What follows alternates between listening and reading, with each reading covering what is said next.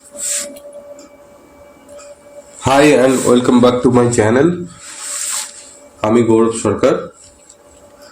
আজকে আমরা কথা বলবো হ্যাভেলস নিয়ে। হ্যাভেলসের নাম সবাই আপনারা পরিচিত। এমনই কেউ থাকবেন যারা হ্যাভেলসের নাম হয়তো শুনেননি, কারণ হ্যাভেলস একটা অনেক বড় ব্র্যান্ড। তো আজকে আমরা হ্যাভেলস নিয়েই কথা বলবো, হ্যাভেলসের ফিউচার কি রয়েছে। তবে ভিডিওতে এগিয়ে যাওয়ার আগে আমরা কিছু কথা বলে নিই। তো ভিডিওতে যারা নতুন তাদেরকে বলবো যে আপনারা চ্যানেলটিকে অবশ্যই সাবস্ক্রাইব করবেন, আর কোনো মতামত থাকলে অবশ্যই কমেন্ট করবেন। আপনারা অনেকেই হয়তো ইন্ট্রাডে ট্রেডিং করছেন, সত্যি সত্যি বলবেন কজন আপনারা প্রফিটেবল? আমার দেখা ম্যাক্সিমাম মানুষই কিন্তু প্রফিটেবল নয়। অনেকেই হয়তো আপনারা কারোর ভিডিও দেখে বা কোনো পোস্ট দেখে বা কারোর অনেক বড় বড় যারা ইউটিউবার রয়েছে তাদের ইউটিউবে অনেক বড় বড় ভিডিও দেখেছেন, অনেক বড় বড় প্রফিট দেখেছেন হয়তো আপনারা, সেই দেখে হয়তো আপনারা ইন্টারডে ট্রেডিং করতে চলে এসেছেন বা মোটিভেশন পেয়েছেন। বাট কজন আপনারা প্রফিটেবল অবশ্যই কমেন্ট বক্সে জানাবেন। তো আমার তো মনে হয় না কখনোই যে আমার হার্ড অ্যান্ড মানিকে মার্কেটে এসে লাগাবো এবং সেখান থেকে সেরকমভাবে কোনো রিটার্ন হবে না আর আমি আমার টাকাগুলোকে নষ্ট করব। এটা তো আমার কখনোই, আমি এই জিনিসটাকে সাপোর্ট করি না। তার থেকে তো আমি এর আগেও অনেকবার বলেছি আমার ভিডিওতে, হয়তো আপনারা কেউ সেই বিষয়ে হয়তো খুব একটা নজর করেননি, কিন্তু এর আগেও আমি বলেছি যে আপনাদের হার্ড অ্যান্ড মানি কেন এরকমভাবে ডিপ্লয় করছেন মার্কেটে। তার থেকে কোথাও ইনভেস্ট করুন, শর্ট টার্মে ইনভেস্ট করুন, ইনভেস্ট করে সেখান থেকে কিছু গেইন করার চেষ্টা করুন, পজিশনাল ট্রেডিং করুন। অন্তত একটা কোনো প্যাটার্ন দেখে নিন, সেই প্যাটার্নের উপরই কাজ করুন না, সেই প্যাটার্নের উপরই কাজ করুন। একটা প্যাটার্ন দেখে নিলেন, ধরুন আপনারা কেউ প্যাটার্ন দেখে নিলেন যে আমি পোল অ্যান্ড ফ্ল্যাগ প্যাটার্নের উপরই আমি কাজ করব, শুধু পোল অ্যান্ড ফ্ল্যাগ প্যাটার্নের উপরই মাস্টার করুন না। পোল অ্যান্ড ফ্ল্যাগ প্যাটার্ন যেখানে দেখবেন সেইখানে পোল অ্যান্ড ফ্ল্যাগ প্যাটার্নের যে নিয়ম আছে বা যেরকম ভাবে করা হয়, পোল অ্যান্ড ফ্ল্যাগ প্যাটার্নের ক্ষেত্রে যেরকম ভাবে ট্রেডিং করা হয় সেই সব প্যাটার্ন দেখেই আপনারা ট্রেডিং করুন না। কেন বেকার নিজের টাকাগুলোকে কেন ইন্ট্রাডে করতে গিয়ে সম্পূর্ণ অপশন বাইং করে নিচ্ছেন? কেউ হয়তো আপনারা ফিউচার বাই করে নিচ্ছেন, ওভারনাইট পজিশনে রাখছেন। কি দরকার আছে এরকম টাকাগুলোকে নষ্ট করার? কোনো মানে হয় না। আমার তো মনে হয় যে আপনার পোল অ্যান্ড ফ্ল্যাগ, একটা পোল অ্যান্ড ফ্ল্যাগ প্যাটার্ন দেখে নিন। দেখুন এত এত স্টক রয়েছে, এত এত স্টকের মধ্যে কোথাও তো না কোথাও আপনার একটা প্যাটার্ন দেখতে পাবেন। যদি প্যাটার্ন দেখতে পাচ্ছেন না, ওয়েট করুন, কি আছে? আপনি যদি ট্রেডিং না করেন তাহলে কি আপনার মনে হয় যে স্টক মার্কেটটা চলবে না? বা আপনি যদি এই ট্রেডিং এর থেকে যদি কিছু না পান তাহলে কি আপনার মনে হয় যে আপনার জীবন চলবে না? কোনটা মনে হয়? কমেন্ট বক্সে অবশ্যই জানাবেন। আমার তো মনে হয় যে আপনি যদি মাসে যদি একটাও ট্রেড পান, আমি ধরলাম একটাই ট্রেড পেয়েছেন, পজিশনাল বেসিসে আপনি একটা ট্রেড পেয়েছেন, পোল অ্যান্ড ফ্ল্যাগ প্যাটার্নে একটা ট্রেড পেয়েছেন, একটাই ট্রেড করুন, কিন্তু সেটা তো প্রফিটেবল হবে, তাই না? আননেসেসারি উল্টো পাল্টা জায়গায় আমরা ট্রেডিং করে ফেলছি, বা ট্রেডিংটা যদি এতই বেশি নেশা হয়ে গেছে তাহলে তো খুব মুশকিল আপনার ক্ষেত্রে। কিছুদিন ট্রেডিং থেকে বিরতি নিন, এলস আপনার সব টাকা তো চলে যাবে। তাতে কিছু লাভ হবে কি ভেবে দেখুন। যদি ইন্ট্রাডে করার এতই বেশি মানে নিজের মনে হচ্ছে যে ইন্ট্রাডে না করলে আমার চলছে না, মাসে দুটো করুন, একটা কি দুটো স্টক বেছে নিন, একটা কি দুটো স্টক বেছে নিন, যে দুটো স্টক মোটামুটি ভালো মুভমেন্ট করে, অন্তত 1000 টাকার উপরে থাকা উচিত, এরকম দুটো স্টক বেছে নিন।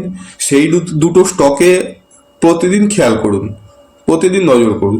যেদিন দেখবেন আপনার প্রিডিকশনের উপরে আপনি যেরকম ভাবে ভাবছেন সেই রকম ভাবে স্টকটা মুভ করছে, সেদিন নিন একটা পজিশন, কিন্তু অবশ্যই একটা ছোট স্টপ লস রেখে। কখনোই স্টপ লস না রেখে কখনোই ইন্ট্রাডে ট্রেডিং করবেন না, এটা আপনাদের কাছে আমার রিকোয়েস্ট।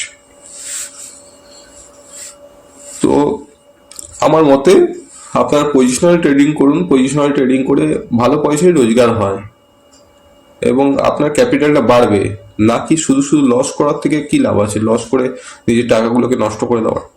সম্পূর্ণ আপনি তো কোথাও না কোথাও থেকে যেভাবেই হোক আপনি তো রোজগার করেছেন সেই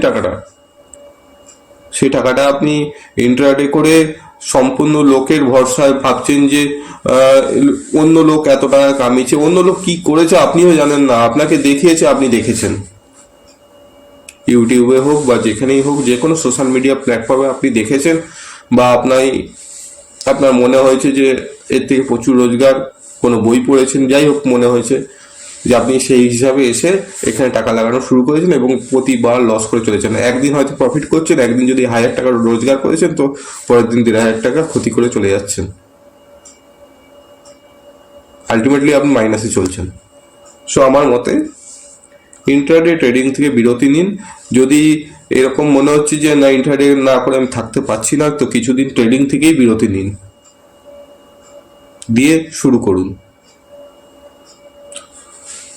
ঠিক আছে, তো মোটিভেশনাল কিছু কথা আমিও বলে ফেললাম।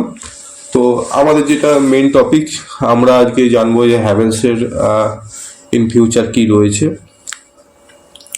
তো এটা আমরা investing.com এর মাধ্যমে আমরা খুলে রেখেছি। প্রথমে আমি এই যে পোল্যান্ড ফ্ল্যাগ প্যাটার্ন যেটা আমি বানিয়েছিলাম সেটা আমি রিমুভ করে দিচ্ছি।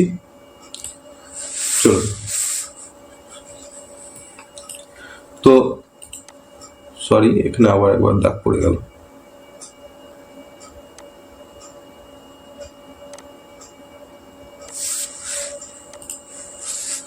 ঠিক আছে, ওকে। আমি এখানে একটা ট্রেন লাইন টানছি, সাপোজ এইরকম।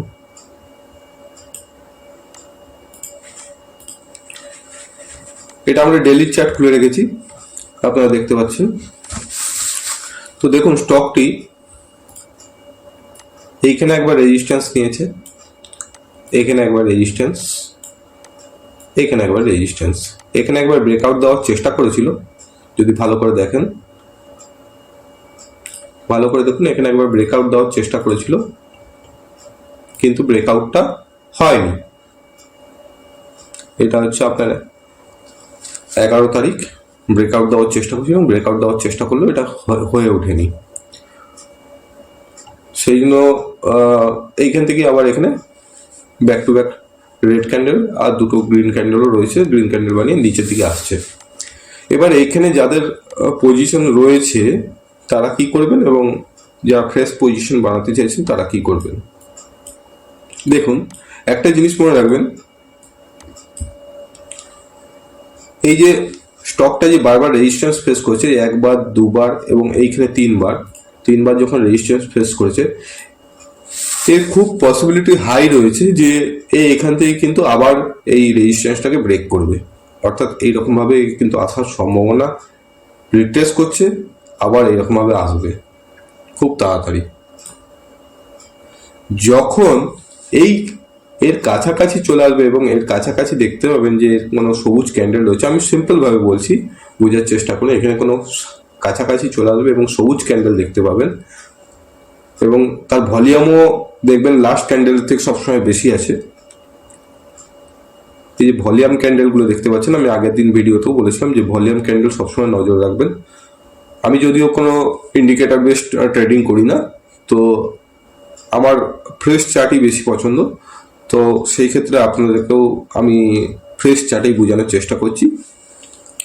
লাস্ট ট্রেডিং সেশনে যে ভলিউম ক্যান্ডেলটা নিচের দিকে থাকে, এই আপনারা দেখতে পাচ্ছেন, আমি একবার তো ছবি এঁকে দিলাম, এই যে ভলিউম ক্যান্ডেলটা দেখতে পাচ্ছেন, এই যে লাস্ট ট্রেডিং সেশনে যে ভলিউম ক্যান্ডেলটা রয়েছে তার থেকে যেন কারেন্ট রেটের ভলিউমটা বেশি থাকে। অবশ্যই এটা গ্রিন হতে হবে, যে লাস্ট ক্যান্ডেলটা তৈরি হবে ভলিউম ক্যান্ডেলটা, সেটা অবশ্যই যেন লাস্ট ক্যান্ডেল থেকে বেশি হয় এবং এর কাছাকাছি যখন আসবে, যদিও এখন কাছাকাছি রয়েছে কিন্তু কাছাকাছি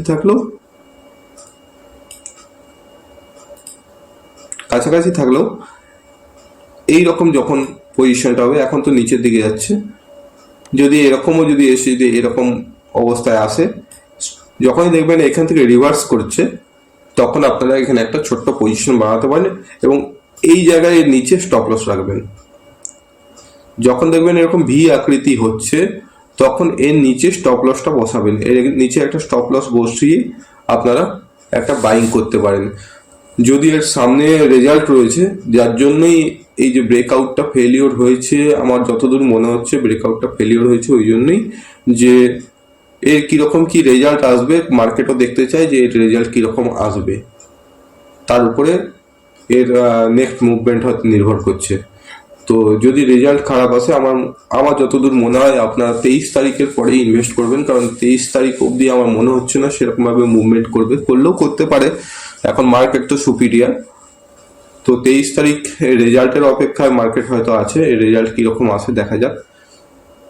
এই রেজাল্ট যদি ভালো আসে, আশা তো করছি আমি, যে এই যে রেজিস্ট্যান্স যেটা বারবার ফেস করেছে, একবার, দুবার এবং তিনবার, এবং চতুর্থবার আসলে এর অনেক প্রবাবিলিটি হাই যে উপরে ছাড়িয়ে যাবে।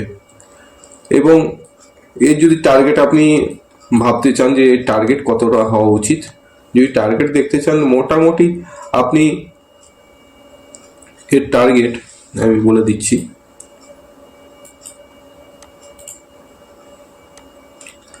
এই যে গ্যাপটা দেখতে পাচ্ছেন, এই যে গ্যাপটা, অর্থাৎ আপনাদেরকে ছবি এঁকে দেখালে হয়তো আপনারা বুঝতে পারবেন। এই যে গ্যাপটা দেখছেন, এই গ্যাপটার যে যতটা এই গ্যাপটা নিয়েছে, অর্থাৎ এখানে 1466, এখান থেকে যদি ব্রেকআউট দেয়, তো আপনারা 1650 অব্দি মোটামুটি শর্ট টার্ম টার্গেট ধরে চলতে পারেন। এবং এর উপরে কত টেরিটরি আছে, যদি আমরা এখানে একটা, আমাদের খুব ভালো টুল রয়েছে, এখানে কোথায় আছে আমার জানা নেই, ট্রেডিং ভিউতে দেখে নিচ্ছি। হ্যাঁ, এই যে ফিবোনাচি ট্রেন্ড বেসড এক্সটেনশন, এইটার থেকে কিন্তু আপনার একটা ধারণা করে নিতে পারেন। ধরুন আপনাদেরকে আমি দেখানোর চেষ্টা করছি।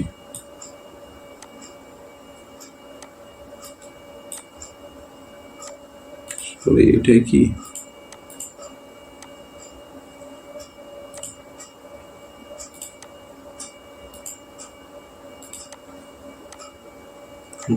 ঠিক আছে।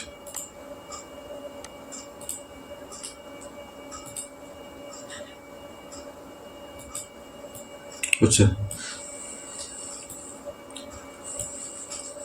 ফিবোনাচি ট্রেন্ড বেসড এক্সটেনশন এই টুলটার নাম। এর থেকে আমরা কি করে কি বুঝতে পারি, কি ধারণা করতে পারি, এর থেকে আমরা এটাই ধারণা করতে পারি যে এই স্টকটা যখন একটা টেরিটরি ছাড়িয়ে, অর্থাৎ তার উপরে আর কোনো ডেটাবেস নেই, সেই রকম কোনো পজিশন আসলে তখন আমরা ফিবোনাচি ট্রেন্ড বেসড এক্সটেনশনের মাধ্যমে আমরা দেখি যে এটা কতটা উপরে অবধি যেতে পারে, এর টেরিটরি কতটা হতে পারে। এটা কোনো এরকম রুল নয় যে এটাই হবে, কিন্তু দেখা যাচ্ছে যে 70% টাইম এরকম হয়। তো সেই ক্ষেত্রে এর মোটামুটি কাছাকাছি 1573 এবং তারপরে 1698 দেখাচ্ছে, কিন্তু আমি 1698 না ভেবে আমি আপনাকে 1650 অব্দি আমি আপনাদেরকে টার্গেট বললাম। তো 1650 অব্দি আপনারা অবশ্যই ধরে রাখতে পারেন। দেখুন, একটা জিনিস আপনাদেরকে একটুখানি দেখাই, দেখালে হয়তো আপনারা অনেকটা আইডিয়া করতে পারবেন।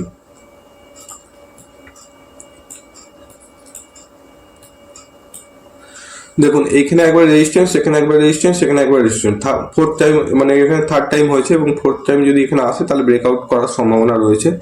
দেখুন, এইখানে সেলার নিশ্চয়ই বসে আছে, এবং এখানেও সেলার বসে আছে, এবং এখানেও নিশ্চয়ই সেলার কেউ বসেছিল, যে যারা এখান থেকে নিচে নামিয়ে এনেছে। এইখানে সেলার প্রথমবার যখন রেজিস্ট্যান্স ফেস করেছিল, সেইখানে সেলার যতটা অ্যাক্টিভ ছিল এবং যতটা তাদের ক্ষমতা ছিল, তারা এতদূর অবধি নামিয়ে নিয়ে এসছে। অর্থাৎ এইখান থেকে কিন্তু তারা এখানে নিয়ে এসছে। আবার যখন এখানে double bottom pattern, triple bottom pattern, মানে আবার উপরে যখন গেল, তারপরে কিন্তু দেখুন সেলার কিন্তু এই জায়গায় নামাতে পেরেছে। এই যে আগে যতদূর নামিয়েছিল ততদূর কিন্তু নামাতে পারলো না। যদি সেলার যদি এত স্ট্রং থাকতো তাহলে ও নিচের দিকে নামিয়ে আনতো। সেলার তো চাইবে সবসময় নিচের দিকে নামিয়ে আনার। তবেই তো তার প্রফিট হবে। তো সেলার নিশ্চয়ই এত বেশি স্ট্রং নেই আমার ধারণা। আর সেলার এত বেশি যদি স্ট্রং হতো তাহলে কিন্তু দেখুন, আপনারা যদি এইরকম ভাবে একটা ট্রেন লাইন ড্র করেন, দেখুন সেলার কিন্তু আস্তে আস্তে কমে যাচ্ছে, কারণ সেলারের পাওয়ার কিন্তু কমে যাচ্ছে। এখানে দেখুন আস্তে আস্তে আস্তে আস্তে এর কিন্তু লো উপরের দিকে শিফট করছে। যদি এখানে একবার নিচে গিয়েছিল, কিন্তু তারপরে কিন্তু আবার রিকভার করে উপরে চলে গেছে।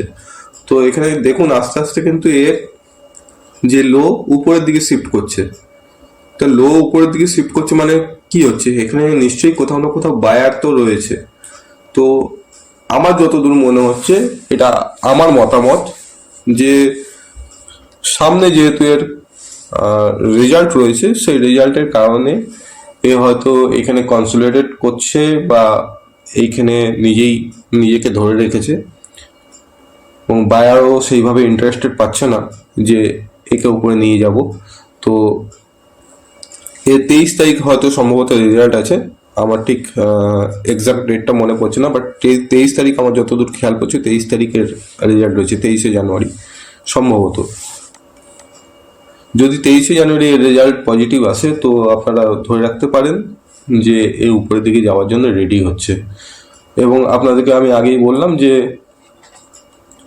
যদি দেখেন যে এখানে ভি আকৃতির শেপ হচ্ছে, যে এরকম রেড ক্যান্ডেল বানিয়ে বানিয়ে নিচে আসছে এবং এখানে ভি আকৃতির শেপ করে যদি উপরের দিকে যায়, তাহলে আপনারা একটা ছোট্ট স্টপ লস দিয়ে, যে এই জায়গায় 1365 এই জায়গায় স্টপ লস লাগিয়ে, এই জায়গায় স্টপ লসটা লাগাবেন, এই জায়গায় স্টপ লসটা লাগিয়ে 1365-তে লাগিয়ে আপনারা চুপ করে বসে থাকবেন। দেখবেন, আশা করছি এটা ব্রেকআউট করে দেবে এবার, যদি ভি আকৃতি সেভ করে। তো আজকের জন্য এইটুকুই। যদি ভিডিওটি ভালো লাগে তাহলে অবশ্যই সাবস্ক্রাইব করবেন এবং আপনাদের মতামত অবশ্যই কমেন্টে জানাবেন। ধন্যবাদ।